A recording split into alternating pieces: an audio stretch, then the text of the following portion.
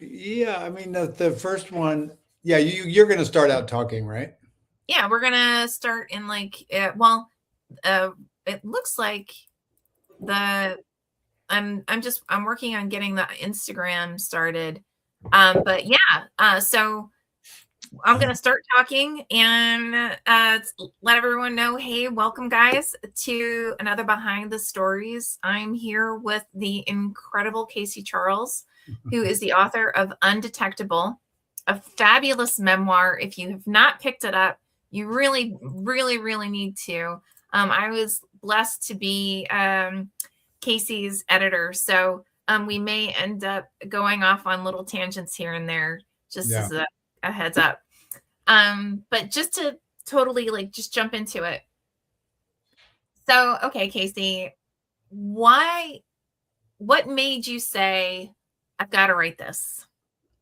Yeah. Well, I mean, I think originally I just tell people that I had a friend who was a creative writing MFA student in Montana that knew me well and knew my partner, and so he said, "You got to tell your story because Mm, you had HIV for a long time, and this was in the 2015 or 2010 or something." mhm, And so but I think I'm not sure whether for memoir writers that's a good way into thinking about what made you do it. Someone urged mm, you to do it, and rethinking your question. And I really felt like surviving HIV is a really important issue to talk about. And since mm, I went through the struggle of it, I thought, this is a good thing for people to know, that you can have the virus and you can overcome all kinds of opportunistic infections and, still have a life and still fall in love and still, do all the kinds of things you want to do. So, that was kind of like my that's where I finally landed in mhm. terms of okay, I'm not going to write Heaven's Coast or Paul Monet's books about people dying, which is good. They were great books and Yeah, they were fantastic memoirs in the 80s. But I wanted to go like, what about people that are continuing to live with HIV? yeah, So and I when you and I were first like talking about it, I remember if I remember correctly, for both of us, a lot of it too was getting rid of that stigma, right?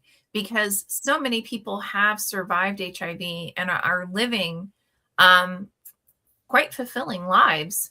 yeah, And to your point, I think the importance of really, bringing this forward, it just made it that much more important. yeah, you're right. You're right. And there are tons of people that, and now even more. Mm, Yeah, which yeah. is not, which is not to say this it's really a serious and can be really problematic infection and Mhm, virus to have inside you, and I tried to keep that in mind as well as I wrote through the book. mm, Uh, yeah. yeah, so I mean, one of my chapters. I know I have to get the next question, but one of my chapters is about going through a kind of retreat in Montana, where a Mhm, lot of 21-year-old or 22 or 3-year-old guys who had HIV gave a little panel, mm, and they were seeing it as just kind of like having diabetes or having something just become a manageable disease, and not really, and I'm not really realizing the entire impact of the pandemic and how they are part of that. So I really mm. felt like my book was important because it emphasized the seriousness of it as well. Got it. Wow, that's a great point. Yeah. Um, so you and I actually talked quite a bit about like the structure of the story and like where should it really begin. But what really first sparked the the first draft of the story, if that makes sense? Yeah, well, I really wanted to tell the story of my relationship with the lover who I got HIV from, Mm, um, and I wanted to talk. The question that overlays the entire piece is the way in which love can be dangerous, or mhm, yeah, basically, you have this kind of romantic impulse that brings you together, and then you get a disease that pulls you apart, or that could actually lead to death, right? I mean, Yeah. that sounds really heavy, but that was the way it was, especially in the 80s and even the 90s. So you Hmm. have this kind of this strange way in which the very thing that we all seek can also be extremely dangerous. And I wanted to explore that with my lover in the 80s that I got it from. And that was, I had to get that on paper in a way um, that would, you know, as you know, complicate all the emotions. Oh yeah. Oh God, yeah. And you help me straighten, well, not straighten those out, but you help me get to the point a lot of the times, because I'd have all of these long sentences and, digressions, and it's all about desire and love and, Lacan and all this stuff. And, having an editor that says, tell your story, not somebody else's story, helped me kind of, weed it out and get just, the essence of it in front of the reader, you Well, know? and my God, I mean, that's so hard because I mean, Yeah. you're living with it, right? It's not like the emotion suddenly disappeared. Right, that's true. And when you're writing, it's still there too. So having an editor that can see, what a reader, I don't know, can see what a reader would want to draw from it versus Mm, inside the writer, what he needs to or she needs to get out on paper. mhm. So there's that back and forth that's really important. Yeah, Um, yeah. I was going to say that that self discovery, that self exploration was imperative just to even get to the point of, okay, this is fabulous. yeah, And, what is it though that we're really trying? What's the purpose of us telling this story? yeah, Right. yeah, And you really did a lot of amazing work to get there. yeah, Seriously, you really yeah. did. And then, I think one of the things that in the questions you were Mm, asking, I think memoirs are important in terms of telling one's personal story, but they mhm. also require a kind of a competency or an intelligence about the culture that you're in.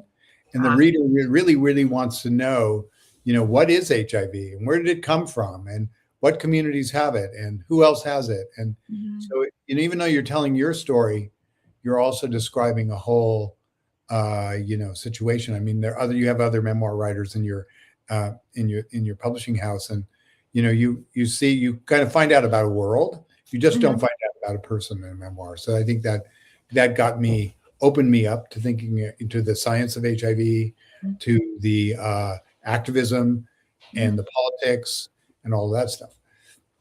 Wow, You know, that's an excellent point. yeah, yeah, yeah. I was thinking about that when I read over your questions. Mm. Mm. So why this story? Why do you feel like this story is important now in today's? I'm just riffing off of your point about society and culture, right? Um, what makes that extra important in considering our world today? Well, in contemporary gay culture today, I could talk about that, but also, Yeah. I mean, there's a whole thing about medicine in general and the problems we're having with healthcare, and how people might, like for example, in Florida recently, DeSantis wants to throw people off ADAP, which is the Wow. federal program that helps people get drugs, Mhm. and and these drugs cost $2,000 or $3,000 a month. So if you Wow. don't have insurance or you don't have an ADAP program and you're HIV positive, you're not going to be undetectable for very long. And Mhm. so, and there's still no cure. So getting to the specific point about HIV, people need to know that that's still a very precarious situation in a lot of cases, and Mhm. especially the political climate today. With our with our health system on the front lines, and so there's that, but also I think the story is really important for people to I mean, we talked about how to survive. It's a survival story, right? I mean, so many Yeah. stories are survival stories, but this is like, what do you do when you face a death sentence, whether it be HIV or cancer or anything? I mean, um, how do you kept asking myself, what do you do to deal with it? Right. Do you get God? Do you go to groups? Do you meditate? Do you just ignore it? All those different ways in which we cope. And so Mm. I think the book explores those in ways that I hope were helpful in terms of I don't know. I mean, yeah, as you know, I can come down on the part of just struggling. I mean, Mm. just not avoiding how difficult and how important it is to survive. Um, Mhm. I have the introduction where I'm floating in the water um, when my raft on the river, Clark Fork River goes over, and you're just trying to stay afloat, and you're Yeah. going under, and you're coming up, and you're going under, and you're coming up. But there's something about just talking about that. I don't know. I think that's really important, and then to clear away all of the Louise Hay stuff that if you just believe in this magic or this herb that you're going to be okay. I Mm. Yeah. don't Yeah. I don't know. That doesn't make sense, but it makes a little bit of sense.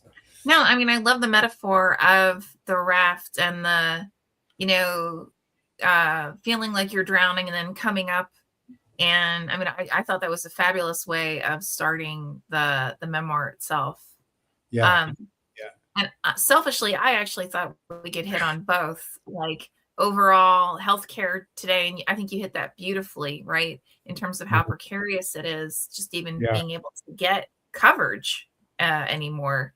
But I honestly, I would love your thoughts in terms of within gay culture in general, like how is HIV perceived now? 40 years later, basically. Yeah. Yeah. No, it's I mean, there's well, now with the people being undetectable and with PrEP, Mm, which is a prophylactic that you can take if you're and people know that already, but if you're not positive and you want to have unsafe sex or unprotected sex, you can take a pill and mm. pretty much avoid HIV if you do it correctly. But Wow. yeah, so it's pretty amazing, and that has kind of taken a lot of the onus off being able to be partnered or date for people that are HIV positive and undetectable. But Mhm. what's happened, at least from my experience with the gay community, is that people are starting to really get a little bit lax and negligent around having sex, Mm, and so there's this whole kind of other set of STDs and stuff that are becoming more and more prevalent.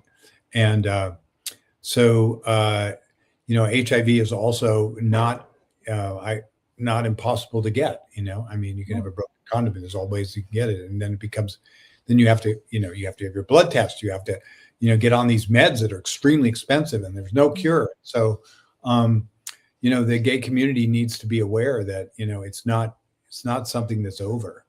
mm. And I don't want to be beating a dead horse, but the horse is not dead. Right. I Right. Yeah. mean, so I mean, it's somewhat of a cautionary tale Mhm. because if you're HIV positive, you have to deal with that. If you partner up, you've got to tell the person or not, and that Well, you you've got should. good, right? Especially if you're going to get intimate with somebody, and then Yeah. the two of you have to deal with that. And my long-term partner was not positive, and Mm, so we had to negotiate that. And that was a time when I was not undetectable because they didn't mhm, have a viral load test. Um, so I mean, even today, if you're undetectable, it's not going to end all the problems that exist for you as a couple, or even mhm, with somebody that you're dating. So um, yeah, so I think for the gay community, my memoir is supposed to do two things. On the one hand, give hope to people that are HIV long-term survivors, mhm. um, and on the other hand, to tell them, it's still, um, you know, I don't want to swear on camera, but it's still a pretty much a shit scene in terms of how taking care of yourself. You got to be really careful, and you got to, you got to. So, in some ways, I mean, the message is two different things. I mean, for me, HIV also got me in shape, believe it or not. Mhm, I mean, mhm, I was running and stuff before it. In a mhm, matter of fact, I've kind of, but um, it made me aware of two things: aware of how important the body is, mhm, and how to keep your body, in shape, mhm, and then also how important socializing can be for people that have some illness or mm, situation in their life. So I ended up joining groups, which I never did before, mhm, as you know from the episodes that I had. And I ended up interviewing a lot of people for the book, and then some of them mhm, fell away. But the mhm. others, I went and, just like unbelievable stories that I heard. And Yeah. those were really important for me. And being, kind of a snobby professor, I probably would never have done that if I hadn't been HIV positive. Not a Yeah. snobby professor, but you know what I mean. No, I love that. Own it, man. Own Being it. the Shakespearean that I was, like, but then to go to some, community center and sit with 30 people in a circle, men Mhm, and women, drug mhm, users, everybody, that are just there, crying and telling their story is, mhm. you know, I have to be thankful, that was kind of a silver lining for me to open my eyes to the world. Oh, yeah, absolutely. Well, and honestly, anything like this, it can be so isolating, Yeah. both intentionally and unintentionally. So the fact that you used it as an opportunity to actually broaden your Yeah. world is tremendous, and it actually shows how on a multitude of layers you you can really overcome something like this. Yeah, yeah. But I do have to say it was very difficult to tell my family and Mm, the people I grew up with, mhm. and Oh, I'm sure. negotiating that is really difficult because rather, you can go to a high school and talk about HIV and Mhm. safe sex and talk to 30 kids, but you get into a room with your father, and then it's another man. It's a whole different ball Well, game. I was gonna say, like, so how was it? And I'll ask the more, Uh, yeah, standard questions in a minute. But like, what how was it received by your close friends and family?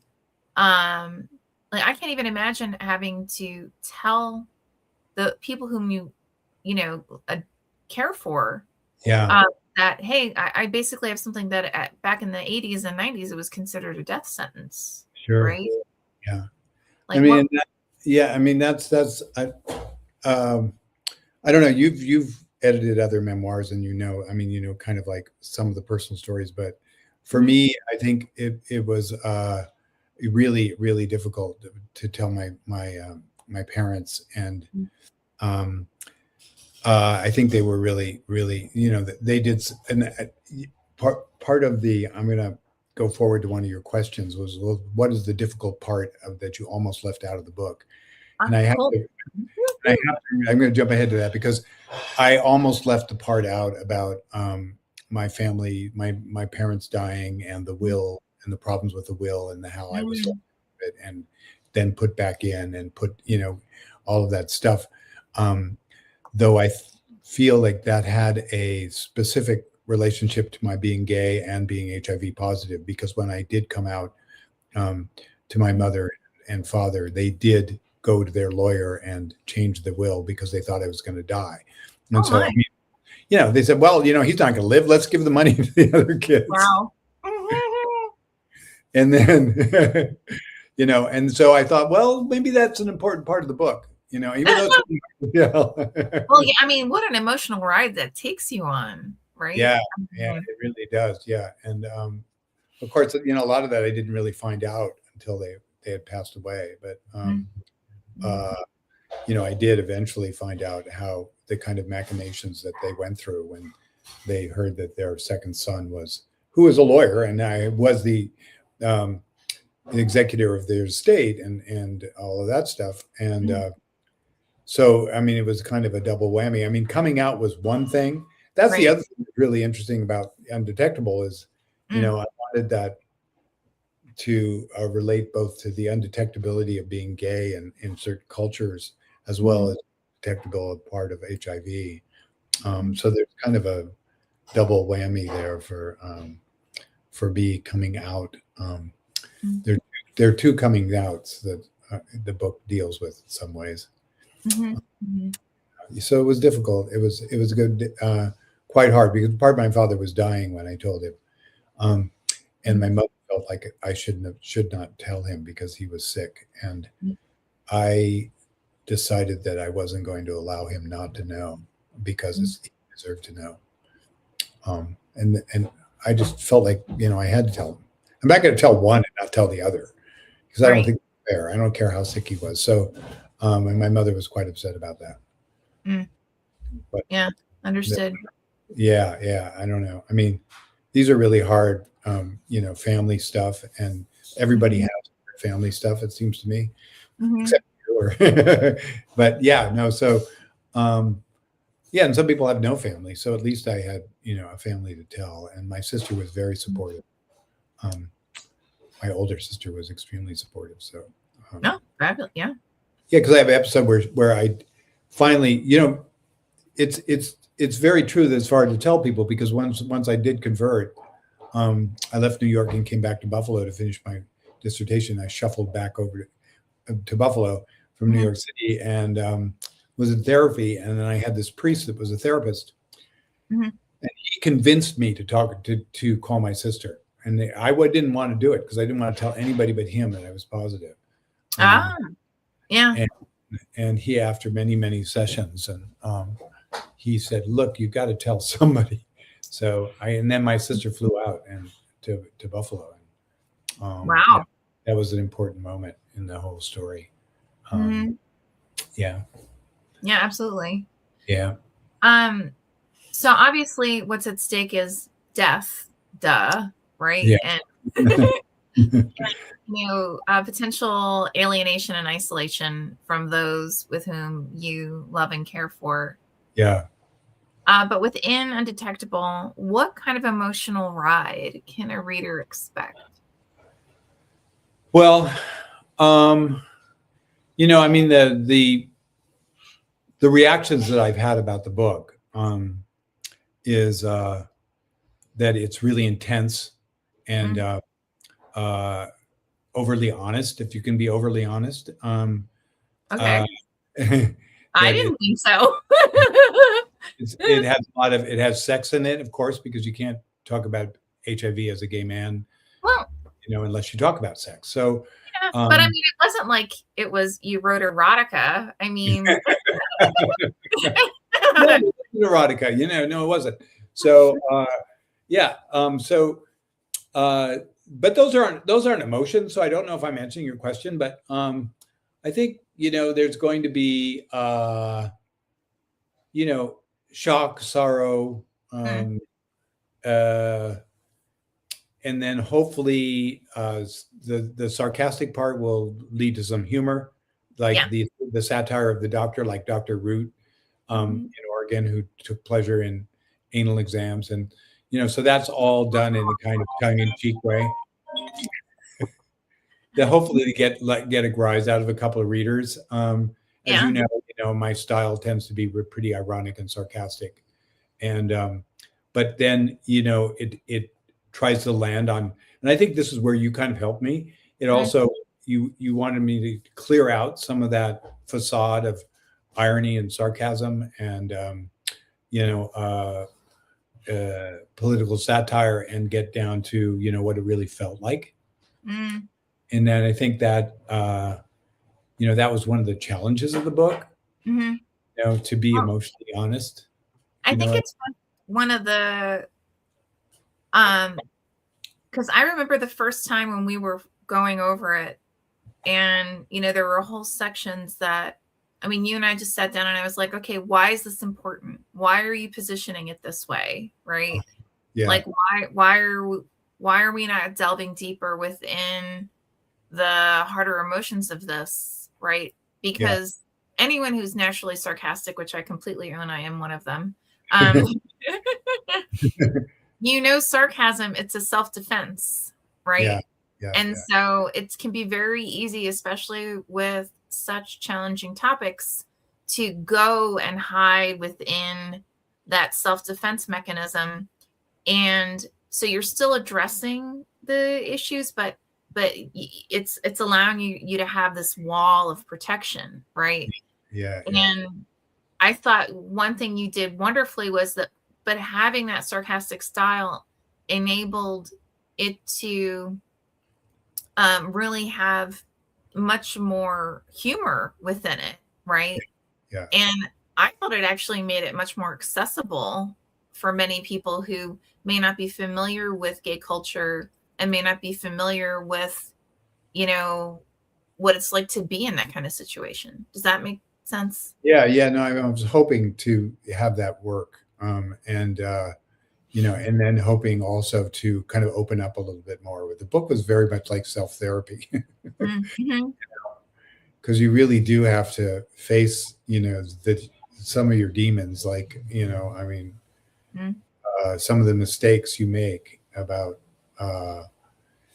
some of the illusions you have about yourself, and some of the rationales you use for trying to meet people and think about yourself in certain ways. I'm being a little bit, I'm being somewhat too general right now, but if you take the episode, for example, in Oregon, where I meet this tennis player, and I don't tell him that I'm positive right away, because I'm enjoying, I haven't been with anybody for so long that I'm kind of enjoying just being with him, playing tennis, going home, and then eventually, we could start dating and making love. And then eventually, after the first date, where we really didn't do anything unsafe at all, I've got to, take him out to the park and tell him I'm positive, which I did.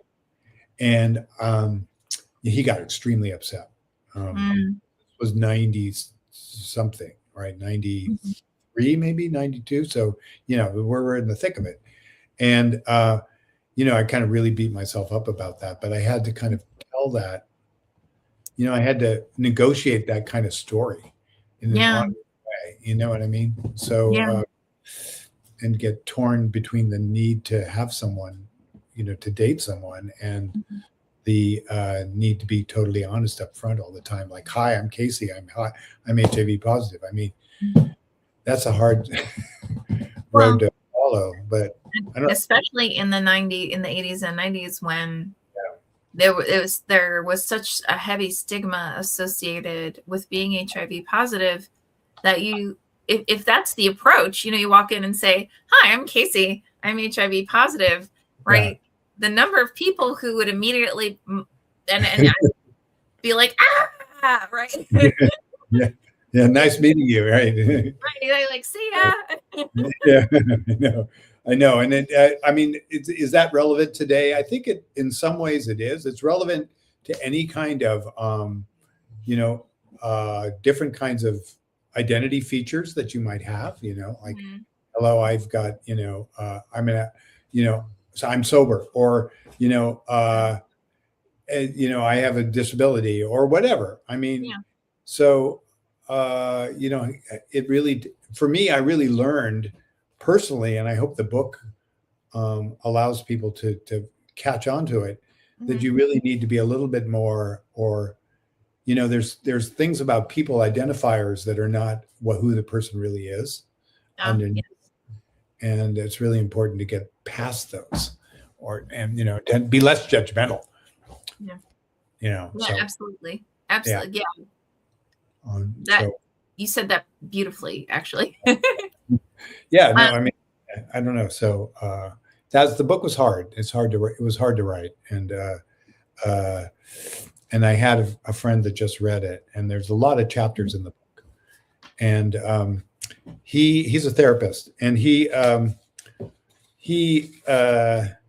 because there are 57 chapters in this little 200 or 300 page book, right? Yeah, but it's got a nice pace to it. Right. So there's all these episodes, and he goes, all those, I thought all the episodes are good because I don't want the reader to get too bogged down. Yeah. And I like having, serial chapters. But he also said that's kind of indicative of the way people process trauma. Oh. In his work. And they dip into different episodes one by one. They don't create a kind of overall overarching arc. Even though my book does have a chronology to it, Yeah. it does have a lot of individual places where things go wrong or right. Mm-hmm. So I thought it was an interesting comment that he made, because he's also, he deals with trauma and therapy, and Mm-hmm. said, this episodic method of describing what happened to you is, indicative of people that, face trauma, whether it's automatic, I mean, I think finding out you're positive in 1989 or 90 when I did is pretty traumatic. Oh yeah. So Well, yeah. I honestly I thought that having the shorter episodic structure, chapter Yeah. structure, it enabled you to actually open up so that you could address multiple themes as Mhm. as you've already mentioned, regarding talking to your parents, talking to your siblings, and letting your lover know that you were positive, and just even opening up your world, right? Yeah. Which, if this had more of a classic chapter structure, you wouldn't have been able to really delve into those in that same Mhm. manner. Does that make sense? Yeah, no, I think ultimately it was I think we made a good decision. You made a really good decision to get me to hone it down and, get to the meat of each happening, and move on to the next one, rather than dwell too long on, all of the periphery.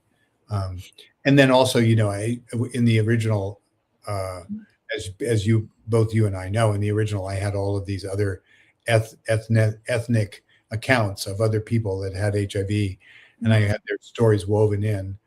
And I still have my trip to Africa, and I insisted on keeping the episode of the guy that worked at Red Lobster, that at a self help group that we had in Buffalo, because his story was so mind blowing. So Yeah. so you were allowed these little snippets where I go outside of myself and say, "This, I heard this story from this person." And then a couple of, some of the HIV support groups I were in, because that was part of my life, was going to support groups. Yeah, totally.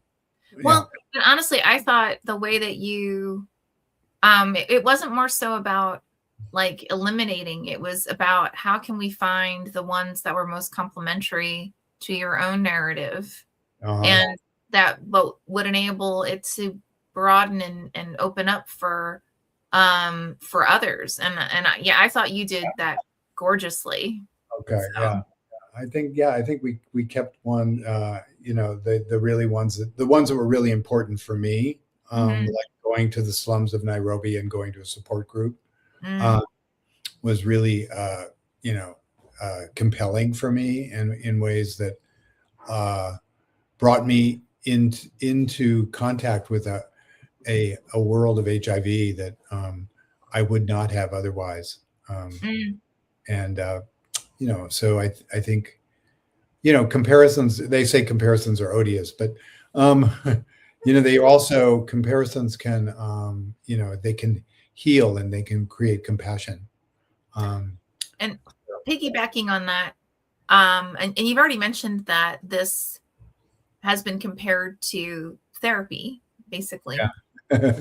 How do you feel that this changed you? How did you benefit from writing this story? Yeah, that's a really. I think. I want to say that it made me more active with the HIV community, but I was already being active when, part of my story is how I became active. Mhm, So the actual writing of it, and publishing it and talking about it, had a kind of different effect on me. Um, mhm, which is that, I think, what your question is, what happens when you finish the book and people read it and talk to you about it. One of the things that's really interesting is, I found out how private of a person I was, and since I was so honest in this book, oh, okay. Mhm, because I just felt like, so many memoirs kind of scratch the surface of their problem. I talk mhm, about Butterflies, if you're Nabokov, which is a great memoir, of course. But how many of them really delve specifically into um, the the the difficulties of one's life and emotions and stuff? So I really had a kind of kiss and tell um, kind of feeling about the book. And when people read it, especially people that know me, they go, "My God, I didn't know anything about this. I didn't know this about you at all." So it gave me a kind of like, whoa, I need to be more. I think I've become more emotionally honest with my friends. Oh, wow. Okay. I think it's weird to say, but I think there's a whole part of me that I'm being kind of guarded and somewhat shy a little bit. I mean, maybe I don't sound that way on the YouTube, but but I am a little bit more like an academic guy, and I like to write and the poetry and all this stuff that I do. And so I find I've always, and I don't know about you because you're also a writer, so a lot of people that write find their deepest self in the word. And what I found out from writing this book is that I've got to think about relationships outside of the world of writing, and how to be emotionally honest in the real world.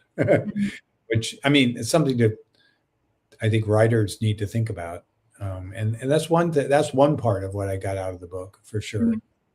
No, that's a great point. Yeah.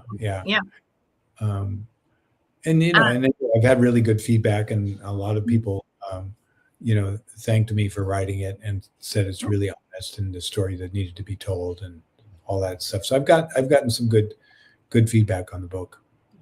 Excellent. Yeah, as you should. Yeah. I mean, it's hard to market it, of course, and that's one of the hard things to do is to get the book out there. But I still think one thing about this book is that people are still looking at it, still buying it. So it came out before, and there's still interest, and I still get emails about it and stuff. So, yeah, exactly. So I mean, and I think also the other thing I want to say about memoirs is might be a little bit off topic, but this is the flip side of being a writer, is that I think a good memoir also pays attention to prose and to and to the delight in being express in not only just emotions, but the whole scenario of whatever you're writing about, whether it be butterflies or whomever. I know you've got other memoir writers, but like I'm reading this book, Raising Hair by this English woman. I don't know if you've heard of it. Yeah. And, so part of it is just her description of the landscape. And so there's a way in which a good memoir is really delights, even though if it's got a subject like mine, you delight in the way that you be able to express what's going on for the subject. And so I think, the prose part of it is really important because like in narrative and fiction, you can just tell a story. Like, that book that won the Booker Prize, Flesh, it just tells a story basically. But with a memoir, it's usually personal. So you have to be able to create a style that allows the reader to get into the subject in a kind of more internal way. Oh, that's an excellent point. Yeah. I don't know. What's your experience with the other memoirs that you've published in terms of how they operate successfully? The ones that are the most successful are ones that, like yours, you're coming into it and you're owning your own voice. You're owning your own self, your own persona, which may sound like, yeah, of course. But the reality is it's very easy to create that emotional separation, to make yourself less centered within it. And the flip side of that is we've seen lots of memoirs where they use it as a means of venting. And that is not actually successful. Yeah. Because if you're using it purely as a means to vent, oftentimes you're going way deep into emotions that, I mean, yes, you've experienced them and everything, but you're alienating the reader by not taking the time to sit back and say, like I was talking to Scott Leva last night about his memoir about basically being Spider-Man, right? Oh, right. And Yeah, I talked to him. I have spoken yeah, with him. and you know, a lot of when he and I were working on his memoir, it was, well, I would ask the questions like, unknown caller, you know, why do you think, sorry, it's really rude of people to keep calling me. Um you know, why do you think your father responded that way, or why do you think your girlfriend responded that way, or why do you think, like, you know, I don't take away that someone was a jerk, right? Mhm. But it it's much more accessible and much more understandable, both for you as the writer as well as for the reader, what to, when you take the time to do like you did, right? To understand why your mother may feel that way, or your father may feel that way, or you know, the hot tennis player, you know, why he may freak out at the understanding of you being HIV positive. Yeah. Um, and I mean, and that is not easy. It's, Yeah. you know, really, in my experience, really being, writing a very successful memoir, you've got to understand why you're going into it, why you're writing it, what's your purpose, and then doing that emotional work Yeah. to dive into the whys of Right. you, of you as well as those who are prominent within in the Yeah. memoir. That's a really, I mean, the last point is really important. I think you have to be able to understand the perspective of the people that you're confronting with your issue, um, Mm-hmm.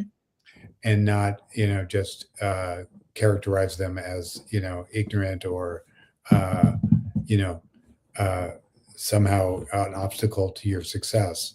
Um, Mm-hmm. so, and that's, yeah, I mean, that kind of empathy for people that you run up against is, can be hard. Um, Oh be- yeah.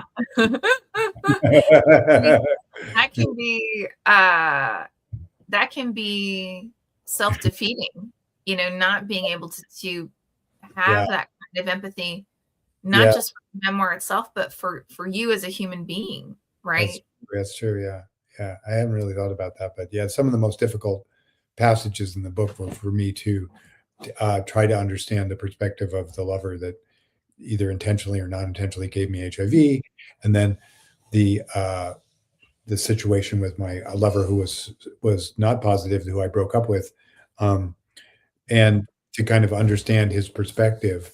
Mm-hmm. Uh, it was, so that was difficult. It's difficult so the memoir writer has to go outside of herself and see why people are reacting to the memoir writer in the way they are. And so, yeah, you make a really good point there. I think those are some of the obstacles I had with the book was understanding the people that I came into touch with as a result of the memoir, and understanding them in a more compassionate way, or you know, uh, uh, from their point of view. Let's put it Mm-hmm. that way. Yeah. So, Yeah. yeah, I think Yeah. that's a big issue. Now Yeah. I think you the fact that you were willing to explore that, and you were willing to dive into it and Mhm. really discover that empathy, which, I mean, it's not that it didn't exist, but you definitely in revisions dived much deeper into it. Yeah. Um, Tremendous, both for you as well as for the reader. Hmm. Yeah. Um, Now, what all, I think you kind of touched on this, but just to be sure, We've got to. what almost didn't make it into the book, and why did you keep it in? Um, well, there was a section in the book because my long term partner, who I got together with after I was HIV positive, and I was with for Mhm, 14 years, mhm, um, we kind of raised his daughter, his mhm, adopted daughter, mhm, and I have I and well, the story tells about how she found out I was HIV positive, and how I was kind of forced to tell her that I was, Mhm. um, even though she was like maybe 8 or 9 years old. Yeah. Um, and that was a really difficult negotiation. And I really felt like I was cornered into doing it, and was really upset about that. That story is in the book. Mhm. But like a lot of memoirs, you have to wonder, who can you talk about and who can't you talk about? And so I went back and forth on that because she was a child, and um, she had two daddies, and she spent half her time with her mother and half the time with us.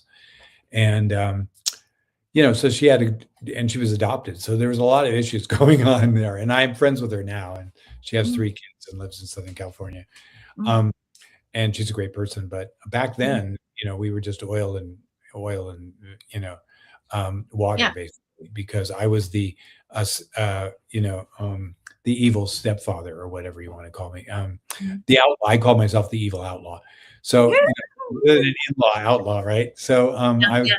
because I pulled her away from her mother and father were together before we got together, and so Yeah.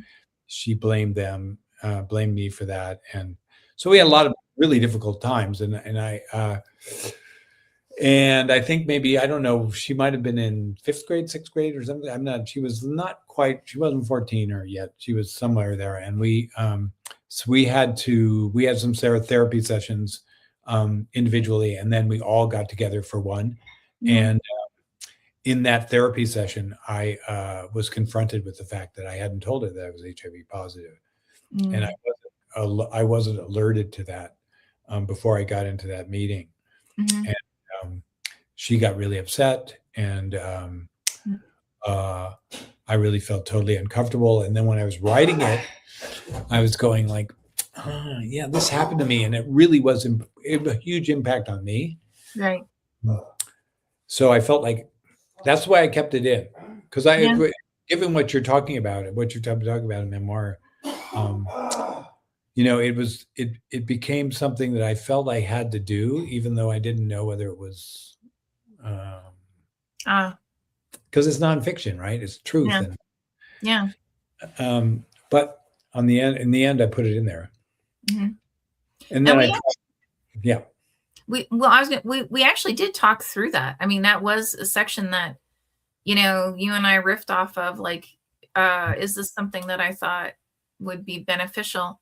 And yeah, honestly, the number of people I knew who had I just thought there were so many people who needed to hear it, you know, yeah, that even though it was really super hard, it it just seemed like, I mean, like that's the whole point, right? Like, you yeah, know, writing the memoir not only as a means of self-healing, but also as a way of allowing others to know that A, they're not alone, and B, possibly guide them, in their own yeah.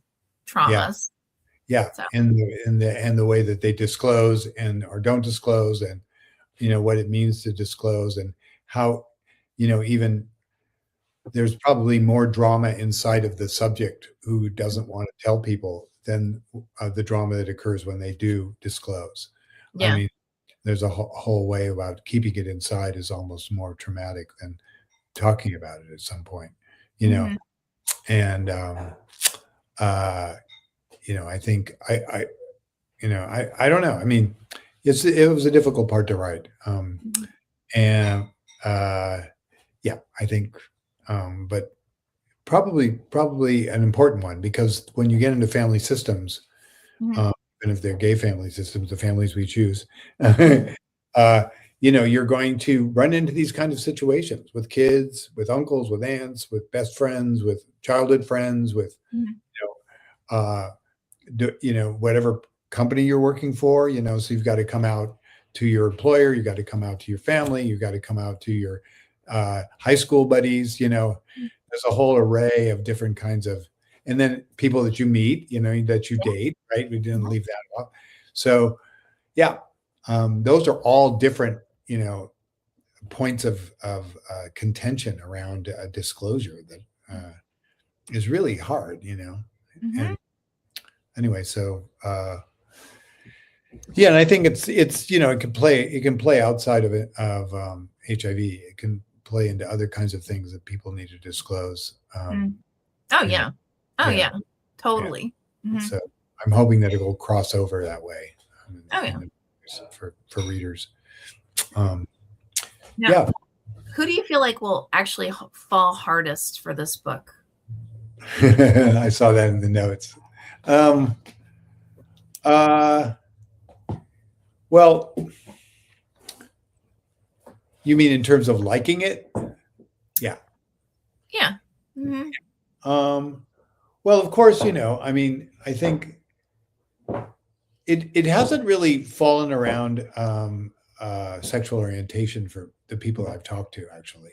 I mean, yes, gay men who are positive that read it go, yeah, this is like been very much like my experience or not like my experience, but boy, you've gone through a lot. And I really appreciate this being on page because, because I'm down in Palm Springs, I'm in, Let's Kick Ass, which is a age support group for long-term survivors. And a lot of guys have read it and they really liked it. But then also I had, old friends and students that I've had that have read it that are straight, that,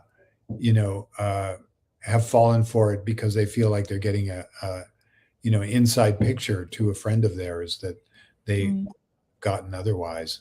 And then other people go, well, I learned a lot about HIV from the book, because I mean, there might be, the science is a little difficult. I had some help with it. I talked to, some infectious disease doctors to make sure I got all my, jargon correct. But there's all that education part where people go, wow, I didn't know, all about how the virus works and then how the drugs work. And then, so kind of, there's an educational element that people, fall for, but, people that love nonfiction like that. Yeah. So, agreed. It's very well baked into the memoir. Yeah. So I bake in a little bit of history. People that are also interested in the history of the HIV movement and stuff like that. So there's an ACT UP section and stuff like that in there. So I mean, awesome. I think that and there's a chronology. I mean, the book goes from the 89 or so to and I have chapters that go before that, and it goes up to 2015 more or less. So so and I've been able to publish a couple of the essays on my interviews in Africa and India in a separate book, which has been really helpful. And I've written a lot of poems about all of this stuff, which has been good. And I'm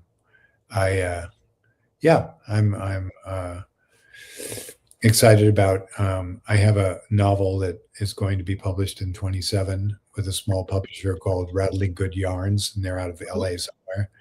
Yeah, so I finally found a publisher for that, and this guy does really nice queer books, and I'm really excited about it.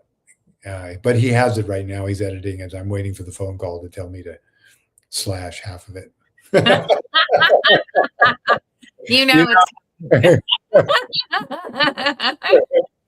I know those editors.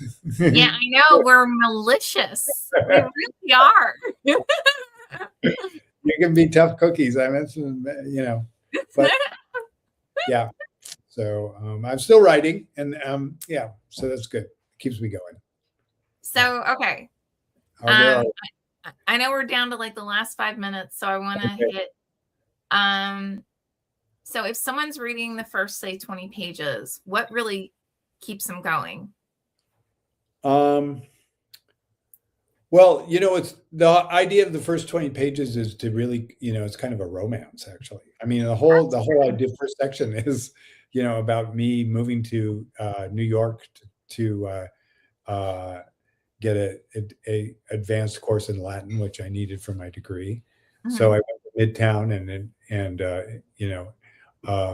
joined the Latin and Greek Institute, Then I fell in love with, the guy I fell in love with down in Mhm. Central Park. And so the first part, the 20 pages of the book is really supposed to be a kind of love story Mhm. in some ways, right? I mean, and then, the foreshadowing of HIV is there a little bit, but, that part of it doesn't really enter into it until Mhm. um, I kind of, set up myself as this graduate student about to, ABD, who's finishing his dissertation, um, Mhm. who goes down to New York, first time in New York, first time from the West. And, I'm just wide eyed and bushy tailed about being in Manhattan, which, anybody would be, I think, unless you're, crazy. Such a fabulous place just to walk around and have fun. And, so there's all of that excitement about being in Mhm. New York and being almost, finished my dissertation and my new career and all of that stuff. The first 20 pages is supposed to pull you into all of the promise Mhm. that's associated with my situation when, Mhm. at that point in my life, and the kind of romance that I get involved with. And then, because the book has that trajectory of thinking about desire Mhm. and love and its dangers or its possible Mhm. uh, turns. Oh Uh, yeah, totally agree. so I yeah, I mean, I think there's also kind of a sense that pride before the fall kind of thing. It's not really fiction. There's a whole. I think there's a sense when you're reading it that you know that something's going to happen. yeah, no, absolutely. So yeah, so that's the hook of the book in the first Mhm. section. Um, Oh yeah, and absolutely. yeah, so and then my lover has to um, apply for a green card, and Mhm. that he has to take an HIV test as a result of that, and then Mm. the story goes from there. Yeah, yeah. Yeah, that's Um. a hard one. That was a hard chapter to write. Oh Um, yeah, one absolutely. uh, and also I really feel I'm still Facebook friends with who the guy who gave me HIV positive, and we're still he's surviving, he's living in, and so Mhm. um, you talk about empathy. I really feel conflicted about that whole situation, but I Mhm. just couldn't stay with him. So Yeah, yeah. no, understandable. Yep. In one sentence, why should someone pick up the book? In one sentence, Mhm.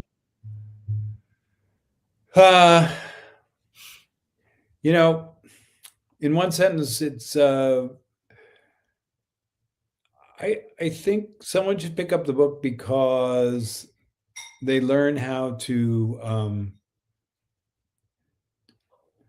or they can experience what it's like to have to not overcome but face and work through or Mhm. experience, because Victor Turner has this whole essay. He's an anthropologist. All this essay about working through the word experience, and I Mhm. think that yeah, I think the book will in one sentence. Sorry, one Oh, no, sentence.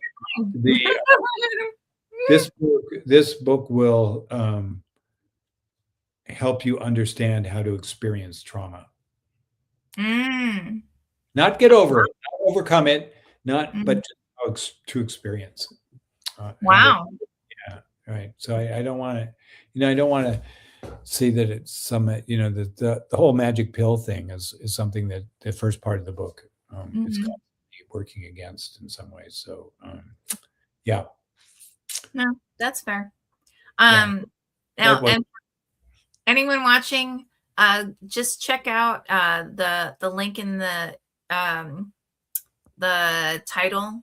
yeah. Um, it is Undetectable Kate by Casey Charles. It is available in audiobook, paperback, and ebook.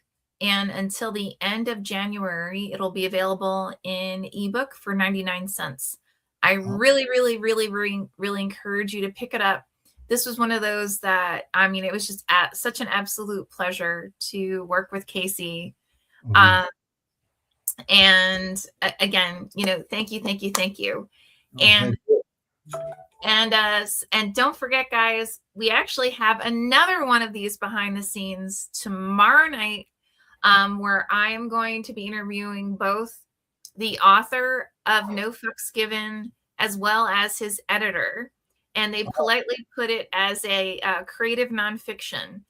The reason for that is it's basically his telling of his experience of being an addict and joining the military during 9/11, thinking he's going to like save the world.